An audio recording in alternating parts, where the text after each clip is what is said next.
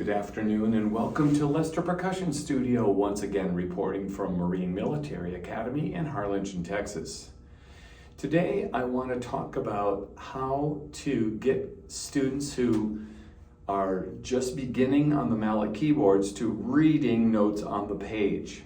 I have this one favorite book that I love to use for snare drummers called The Performing Percussionist by James Coffin.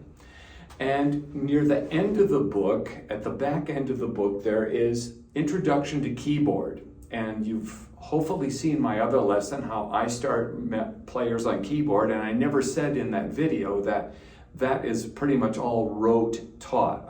I don't need a book to teach that stuff that we talked about in that other video. But now we are going to reach a point where we have to know how to read. So here's where we're going to learn how to read. On the top of page 46, it shows us a 5-line staff with a treble clef.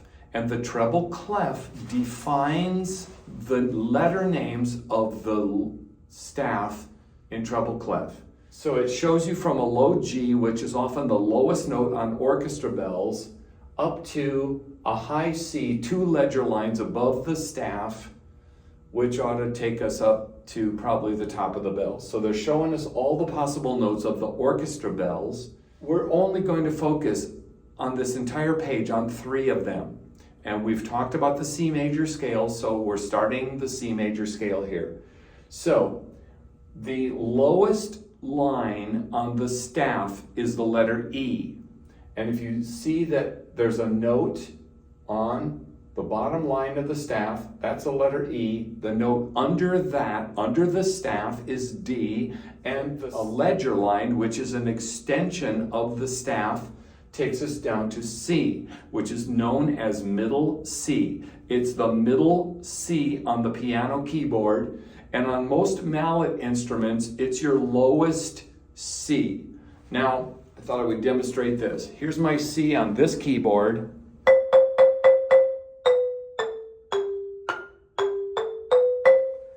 Here, it's the second lowest. It's the second key. But this instrument goes down to a C, so it'll go beyond that F. I can go down to a C here, but on this keyboard I can't. So be aware of where you're at. But generally, middle C is your second C. It might be your first or second C on the left side. It also shows you xylophone or bells keyboard layout, and it has a black dot on each of those 3 letters, and we will know what letters those bars letter names are. Line 1 is just on C, has a rhythm on line C. Line 2 has the same rhythm on line D. Line 3 has the same rhythm on the note E. And then line 4 goes from C to D, back and forth and back and forth. Line 5 goes D to C and back and forth and back and forth. Line 6 goes D to E and back and forth and back and forth. And line 7 goes E to D, back and forth and back and forth. And line 8 goes C, D, E, C, D, E, E, D, C, E, D, C. And line 9 has something else.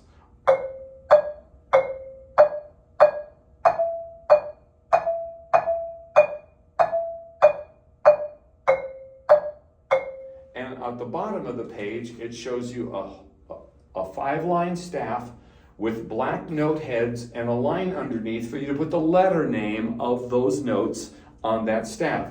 And your answers are at the top of the page, where it shows you the entire range of the orchestra bells. Now, on page 47, they're introducing rolls. And remember what I said in the other video, how the mallets are never going to buzz or bounce off the keys. So to sustain a note on the keyboard, we have to keep reattacking it. Say, for instance, we have a whole note. Well, that's not going to ring for 4 counts. And it's going to die away in the short time that it does ring. So to play a whole note, I would have to keep re-attacking the bars, and I can do it in measured rolls or unmeasured rolls. Here's an example of an unmeasured roll.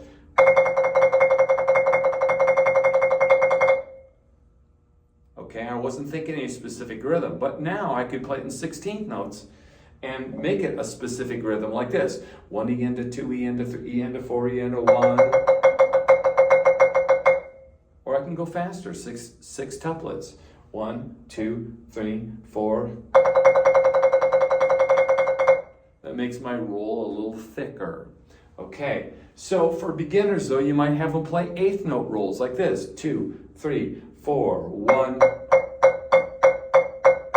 And that's slow and lots of space in it, but at least they can get through a whole note that way.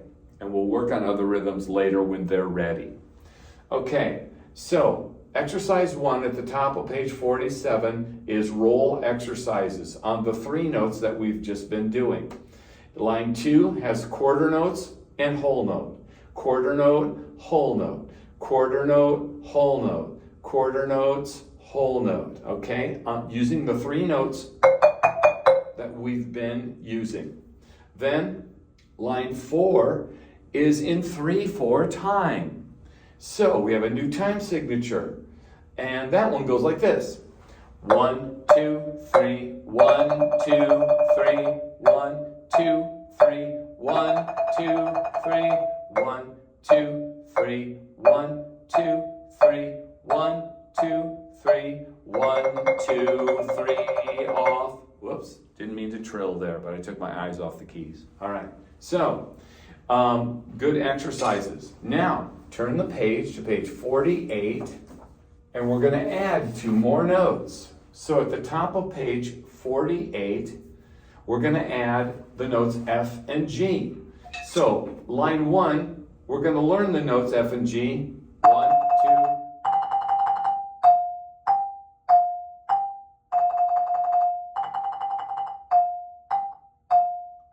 And line 2 has the same notes turned around a different way. Line 3 uses all 5 notes.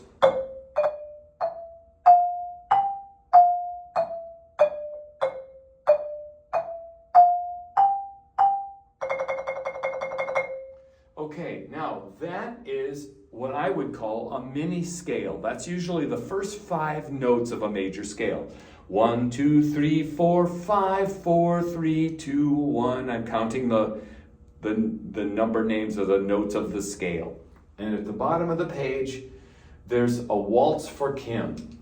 Now, the next page teaches 3 new notes, and they will complete our scale, giving me A, B, C at the top. It shows us the major scale, and it goes like this.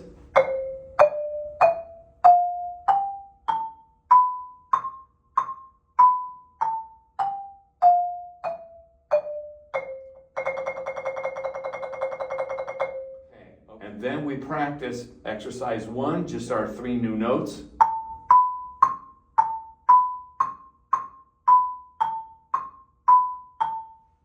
Line 2 shows us more notes.